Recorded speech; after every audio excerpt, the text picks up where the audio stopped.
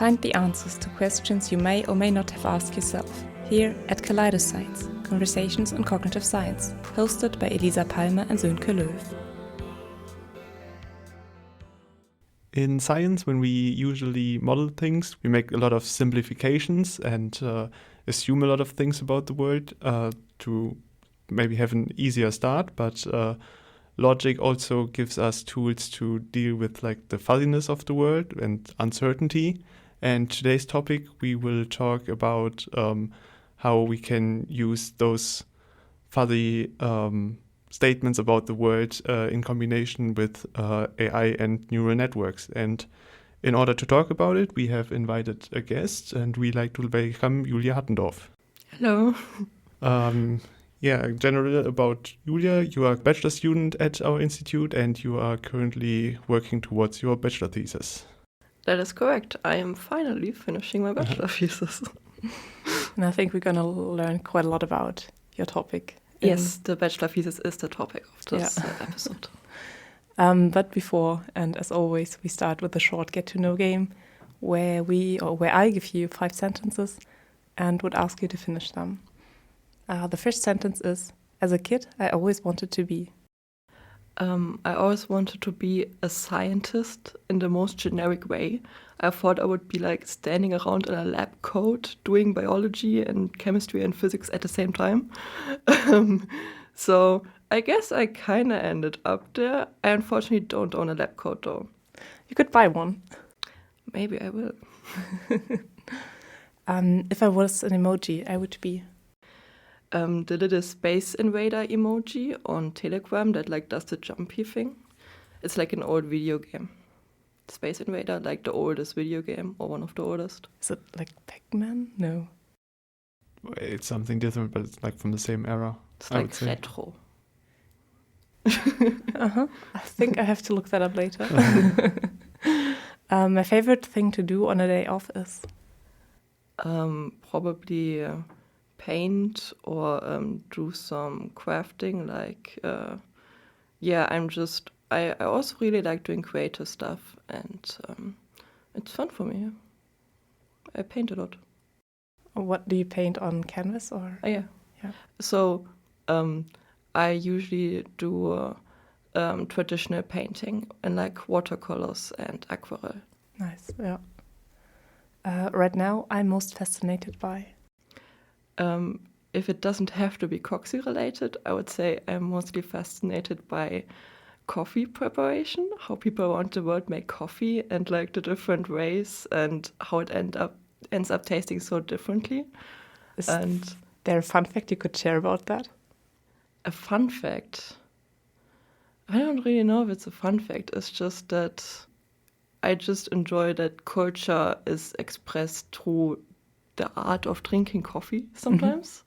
Like sometimes culture and the way of drinking coffee are like really intertwined in a way that I didn't thought before. Yeah. It sounds plausible to some degree, but I've also never actively thought about it. Yeah, like socializing, or if you're like on the run to work, you only need a quick espresso, and like the way it shapes culture, kind of, and culture is shaped by it. Yeah. I know it's time to call it a day when. Well, when I had like $5 in the last 5 minutes and I fix one and I find another one and it doesn't stop and I don't want to do it anymore. That sounds like a good spot to stop. Like, I get frustrated while programming really easily. Okay. And right now we're taking a course together and he is the one who keeps me on my computer to keep programming. And, well, I do swear a lot, which I think is fun for you sometimes.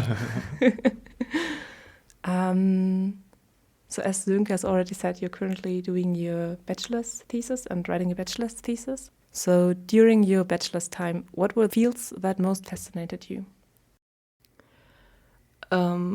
Actually, mathematics and informatics, I feel like. I actually wanted to start cognitive science because of neuroscience. I was really into neuroscience back then. But then I just did some really cool math courses and informatic courses. and I just like doing things. I like writing down formulas or like coding something, and then things making sense. Also a big fan of that. So I kind of got roped into the informatics world of cognitive science. That's interesting. It's Yeah, actually a friend of mine had a very similar experience. yeah, I think many people have a similar experience. Yeah. That they, especially, I feel like, it might be a bias here, but I feel like especially women are more into the psychological, neurobiological, neuroscience part, usually, and then realize that there's also more which they enjoy. But also I hear from quite a lot of people that they started off with a different main field of interest and then that changed over time.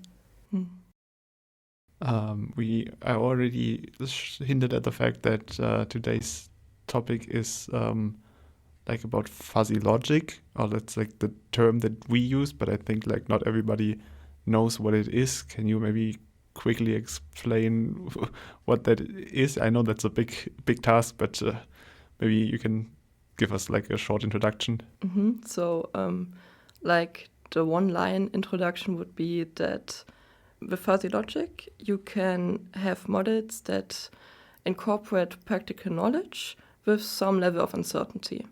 So you have some kind of expert who knows exactly how things work, and then he wants some workers in a factory to also have this knowledge, and then he explains it with fuzzy logic. And this fuzzy logic, the base of fuzzy logic is fuzzy systems. And they were introduced in 1965 by Zadeh, who was kind of the founder of fuzzy logic. And the fuzzy sets are just classes that have unsharp or fuzzy boundaries. So instead of saying something belongs to a class or does not belong to a class, it belongs to a class with a certain degree. So if I should go into this, the usual way to explain this is with the heap paradox. You have a heap out of a bunch of grains, and then you take one grain away from it. You say that what you have left is still a heap. But if you keep doing this, in the end you will be left with one grain that, due to your earlier definition, would still be a heap, which clearly it is not. So we say, well, the heap can belong to the class of heap, so how heapiness it is. So you can have kind of like a degree of, okay, how much of a heap is it right now? And that's the whole idea. So Zadeh argues that that's how we also use classes in the real world. Like we say, tall man, beautiful woman, fast car. And that's the classes. And we can say it's to a certain degree, those are in the classes.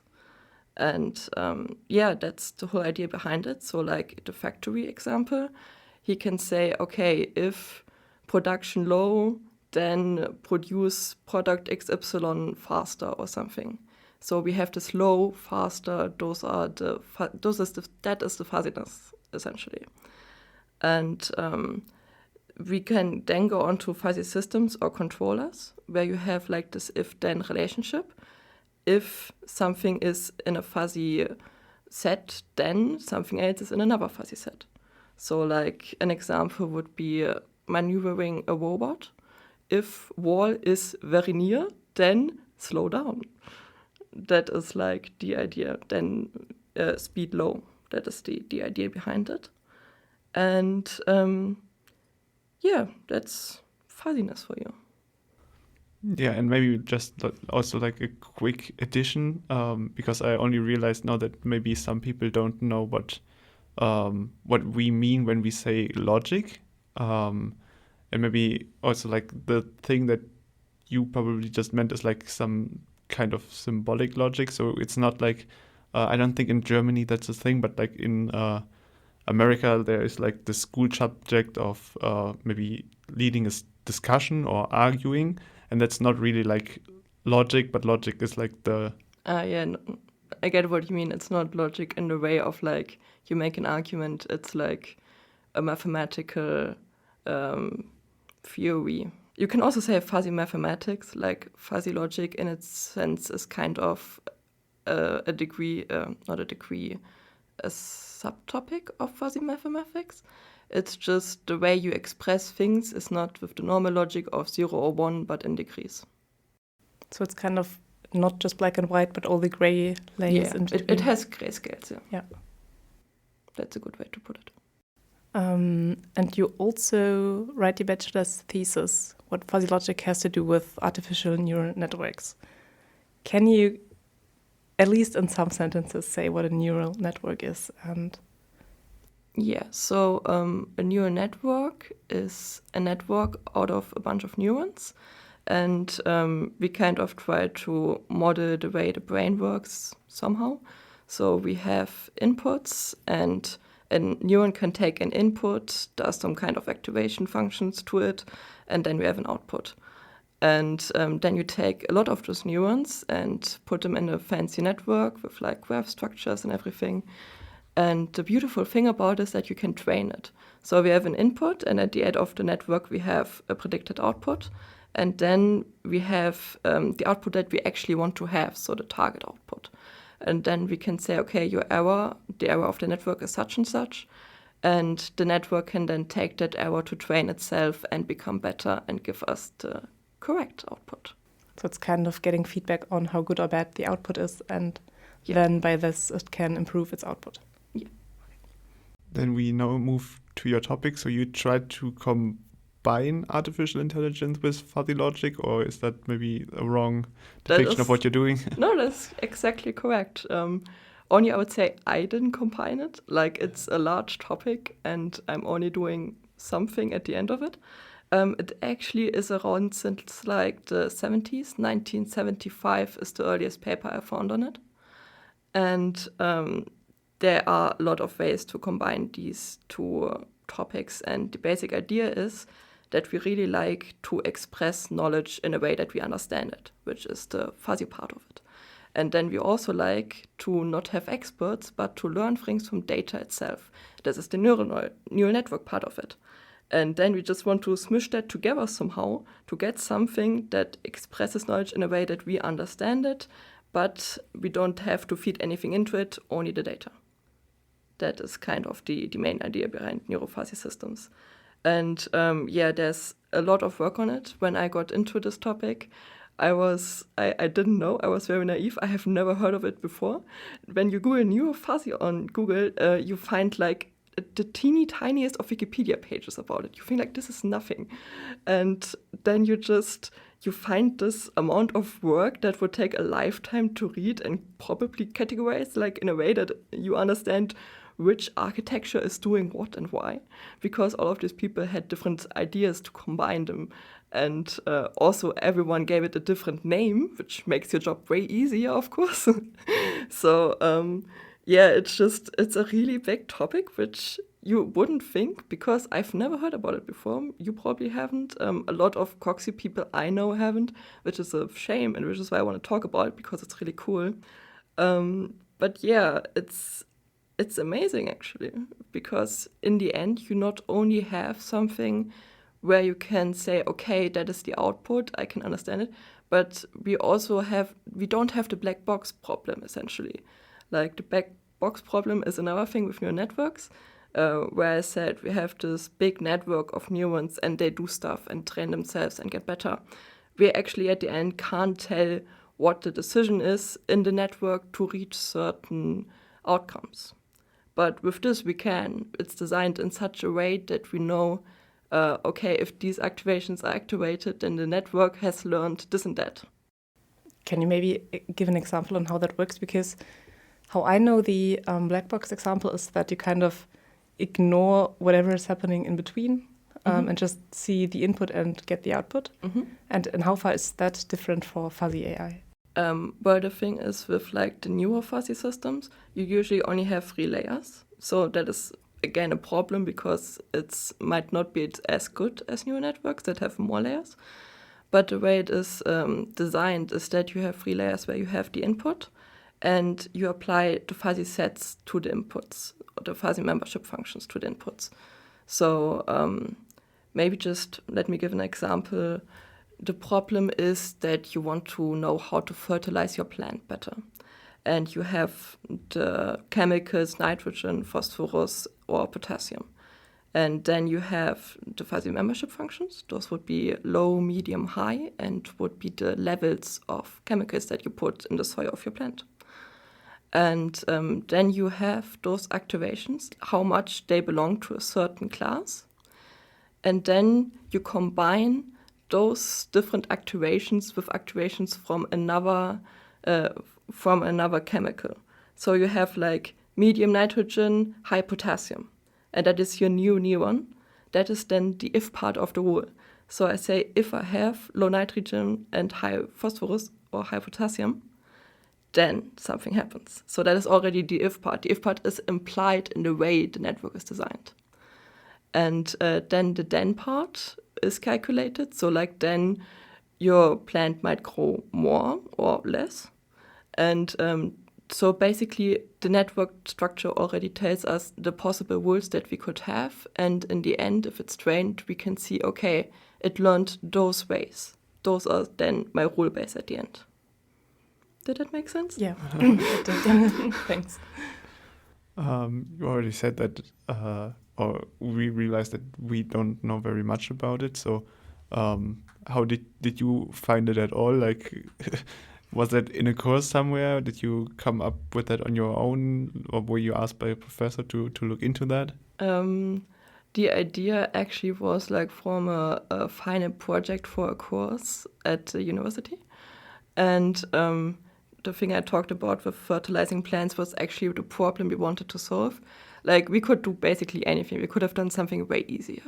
We should have done something way easier, but then I wouldn't be here today. So, and basically we wanted to solve this problem of that there are big citrus orchids, and the farmers are basically putting too much chemicals in the soil because they just think more is better.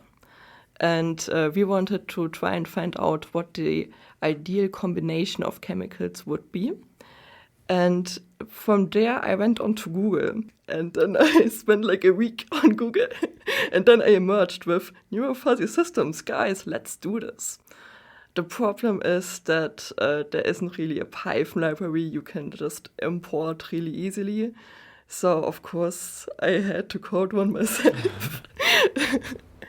And and it was really fun, and I got more invested into the whole thing, and then I just was like, okay, let's make this my bachelor thesis.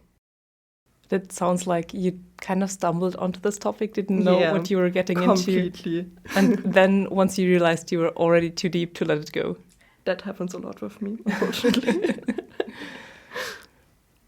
Other than, like, we now know that this one problem can be solved by it, but is there like a way of characterizing problems that can in general be solved by that? Because I would assume that, you get some advantage from it, but I would say that like real world problems, but that's like every problem that we have. So every time we would try to tackle something that we would need that, is there like something more concrete that we think like, if we have a problem like this, then we could try this approach? Yeah, I think if you have a big data set, favorably, and you want to know what underlying words you have in that data set. So just really anything. For example, it's used a lot in medical diagnosis.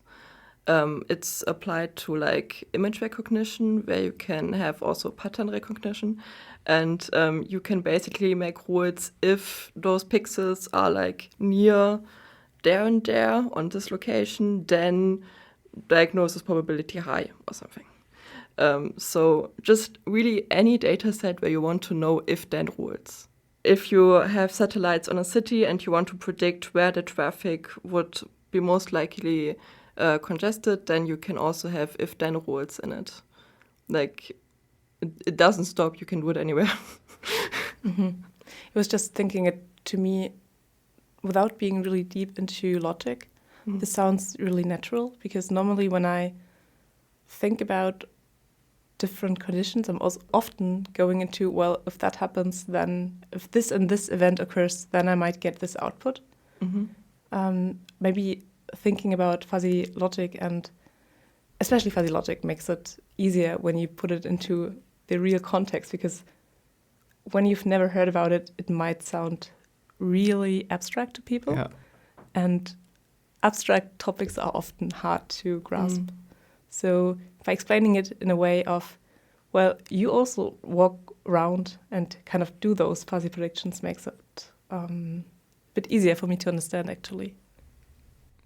Yeah, and also I'm fascinated by how this is sometimes more applicable than like other AI, because like usually you want just like a prediction, like when is the traffic bad or something, and that's like the topic that you would solve like maybe with artificial intelligence, if that's like the thing you're into. But also then like over the last years there's like within the ethics of AI community like the call for explainable AI, and then like something like this comes in and you don't try to just have the prediction and then say, oh, I have no idea how the model came up with that prediction, just trust it. But you have like, oh, we have this model and it not only gives a prediction but derives a rule, and then you can just use that rule, and then you have like the thing that explains itself, kind of. Yeah, exactly. What you mentioned is like the black box problem, obviously, that we talked about earlier. And for example, I think a big thing is if you get accepted to a job and you have to make this multiple choice list at the beginning. And at the end, you either get accepted or not, and it's based on some kind of AI problem that can't tell you why you got accepted or not accepted. And this could then tell you, well, you somewhere clicked, you don't like working, so we didn't accept you. Like, that is basically the thing. It's why it's so cool, and it's why I don't understand why we don't have a university course about it. Yeah. What I might say, though, that a big difference between why we probably don't use it as much is because, one, there isn't that much code about it, like, that is accessible on GitHub or something, unless I finally finish my bachelor thesis. And the another thing is that you can only have 3 layers. That is kind of the problem. You don't have as many parameters as you could with like other deep learning models. And that is something that I think is also like being developed on. Like it said, it's a really old topic, but it's still being researched on. So we might get into how to make it more convolutional, how to add more layers to it, how to add more parameters to it, to make it even better. But I think right now, just because normal neural networks have so much more parameters to train on, they do have better performance and are faster and easier and are already on GitHub. And why do I have to care about this? Mine already works. You just mentioned your bachelor's thesis.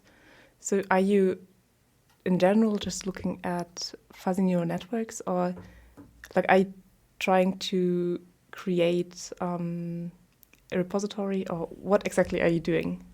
Well, I had different ideas. The first idea was to do like kind of like a literature review where I try to find like the most popular ones. Those kind of already exists, and also if you really would try to go back and like go from the 70s till now, you're at your master's or doctor thesis. Like this is way out of my range for bachelor's. And so what I also found more interesting, because I could code, was that I just tried to design my own network. I haven't found this in literature yet. It might exist. I don't know. I haven't found it yet. So I'm just saying it's probably my own idea. And the idea is that the other kinds of neuro-fuzzy systems always have like one predicted output at the end. So you can use it as a predictor for something. You can say if this, then this, and then you have just like one nice number that you can play around with. But I just wanted to learn just the rules, just the if-then rules. So in the end, you don't accumulate every single rule, have one output, and then have the error of that output. You have the error of every single individual rule. And that way you don't have information loss, and you can train it better. You can train the rules better because you treat them individually. You don't just mash them up in the end to make one giant prediction. And that is kind of what I'm actually doing, yeah. Is there then, because I think like the number of rules, is that something that you pick as a hyperparameter of the model, or is like the model, can it come up with as many rules as it needs to describe the data? Well, the way I wrote it currently is that just every possible combination of chemicals, of inputs, is considered. Every possible combination is a rule in of itself. The rule just might be very bad. So in the end, I only take the best rules, obviously. Okay, yeah, okay. So you go to every possible rule and then you make a cutoff somewhere and say, I want the best 5 or every rule that performs better than a certain threshold, yeah. And that way you can have rules from data, which you didn't know before. And like when someone would ask you, how does one rule output look like? Is it just kind of a calculation? Is it just statistics? How can a person who has never seen such an output imagine it looking like? Well, the final output that I would give to the farmers basically would be if you have maybe these weather conditions right now. So those would also be fuzzy sets. So I don't know, if cloudy much, if sun low, something like that. Then nitrogen low. Then I would give a range for what low means. So I have like I think it's like percentage, and that you can like gram per meter or something. And so if potassium low, good. So what you basically get is like, for me is, if you do this, if you put those chemicals with those levels in the soil, then the plants will grow. If you put those other concentrations in the soil, then your plants will grow badly. So it isn't even like a calculation at the end of it. In the end, you really just get linguistic terms for it. So it's like really natural. It's how we would say it. It's how we speak. And that's kind of the idea of it, that like everyone can understand at the end what's going on. It's no numbers. It's just if such and such low, then such and such good, maybe. Also, right now, so the input is also always something, also like a fuzzy thing, right? So you go like, I amount fuzzify of it. Like I think what you mean is if you already have to fuzzify the input for the model. Yeah. So basically, like, I mean, like the data we measure always has like, of course, variance, but we always have like a concrete data point that we want to put in somewhere. Then that's what you do. Yeah. Yeah, you put that in the model does all the rest for you. And how does it do it? So like, for example, when you put weather in, you could say, okay, we have 20% clouds, 50% humidity, and 25 degrees. And how does that fuzzify those parameters? Then the network goes on to apply these membership functions. So like activations functions from normal neurons, they're just a bit special. And basically you say, okay, you have 20% clouds, you said. So that would be to a certain degree, maybe to a degree of 0.9, would then be activated in a membership of low. And it would be to a degree of 0.5 to the membership of medium and 0.1 to the membership of high. So at the end, you only have the activations 0.9, 0.5, 0.1.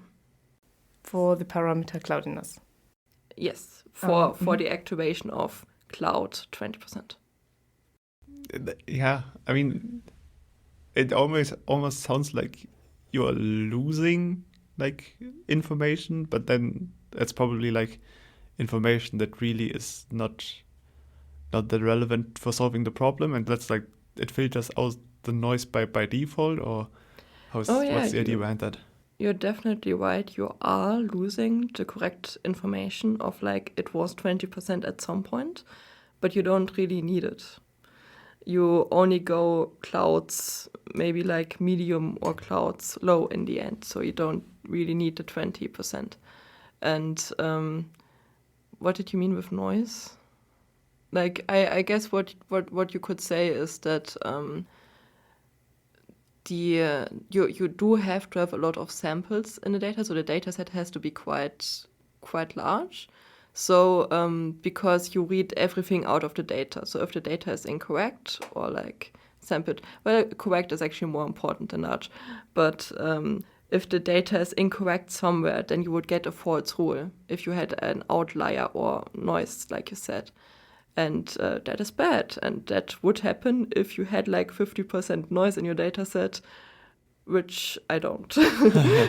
So you would have to make sure your data set is prepared and is clean and there are no outliers. And it does make sense. Okay, yeah.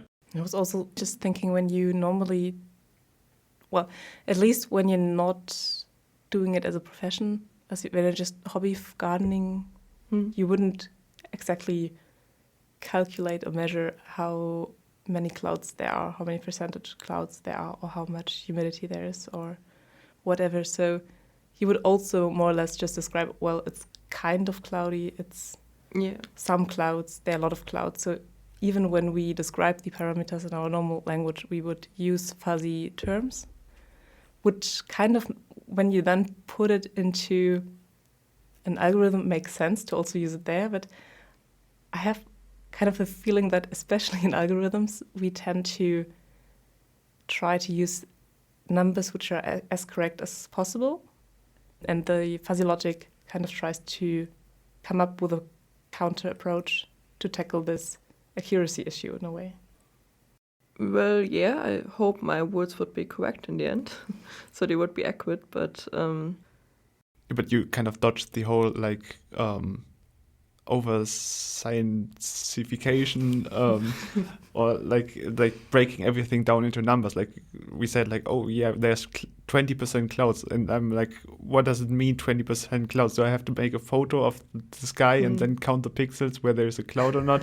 That doesn't make sense. So we say, oh yeah, it's very cloudy today, or it's not that cloudy, or there are no clouds. So we already have like the fuzzy setting that like counteracts this need for data to be like specified in a way that is maybe unnatural for our way of thinking, but is done like in a lot of science work. Yeah, exactly. It's way more understandable to just say it's not that cloudy today. Yeah. That's kind of the idea behind it, that you have an understandable result that people can actually understand. And that makes it also a bit easier to use for the user in the end, because you don't have to measure the exact numbers and just can go out and kind of assume or estimate, or... Well, it kind of depends on what the problem is also. But like, for example, with like the fertilization of plants, you still need to give some kind of range at the end of what low really means. And so I guess it is also trying to come up with the range of what low means. It's part of the training. It's part of what you train. You don't say at the beginning low means from there to there. And so it is important that like what you put in there is correct and is like the precise data. But once it is trained, you could just kind of skip the fuzzification process of it all and just go, yeah, okay, it's kind of cloudy. And that's the beauty of it.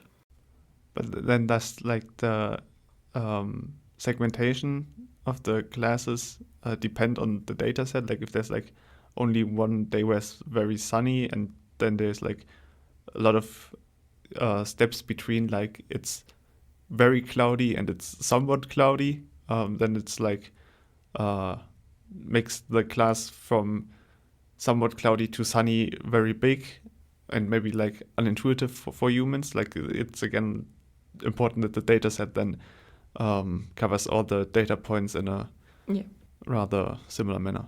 Yeah. Like maybe it just is not that important for you right now that it is always sunny because you live in Osnabrück. So you might not care what the words would be if it is always sunny. You care for what you have in the data. And if it is always cloudy, then you only care about the words that have always cloudy in them. You don't really care for what happens when it's sunny. But if you wanted to know, then yes, you would need a data set that does have all of the inputs in some ways. All right. Then we come to the usual part where we ask you what fields of cognitive science are really relevant for that, because we're always interested in how interdisciplinary cognitive science is, and that's one of the reasons we are so fascinated by it. And what are the fields of cognitive science that really play into this topic? What do you think? Mathematics, and specifically measurement theory, which is where the whole fuzzy logic thing comes from, and just computer science, being able to implement it somehow. And I think this whole interview was different to other interviews, not because it was not interesting, just because it was quite abstract in some degree. So we tried to make a really abstract topic graspable.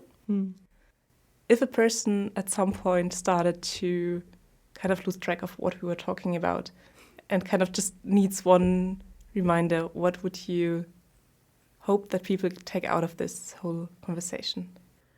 If you want to learn the underlying words of data and you want to do it with neural networks, then consider using neuro-fuzzy systems. They're cool. Okay. Thank you very much for being here today, talking to us, explaining us this whole topic, which I haven't heard before, or which I didn't know before. Me neither. I can understand. You understood it really well. Like the way you talked it back to me, it was the idea behind it. Yeah, pretty good. And yeah, thanks a lot for your time. Thanks. When you enjoy listening to us, the best way to support us is by following us on your chosen podcast app. This could either be Spotify, Google Podcasts, Apple Podcast, Amazon Music, or the website of the Cognitive Science Student Journal. Another good way to support us is by following our Instagram account, which is called kaleidoscience_pod. On our Instagram account, you will also get regular information on the next episode. Thanks a lot for supporting us. This was Kaleidoscience, hosted by Elisa Palmer and Sönke Löw, produced by Alina Ohnesorge, Elisa Palmer, Sönke Löw and Sophie Kühne, produced in collaboration with the Cognitive Science Student Journal. The music was produced by Jan-Luca Schröder. The logo was designed by Annika Richter. Thank you for listening and joining us on our journey through conversations on cognitive science.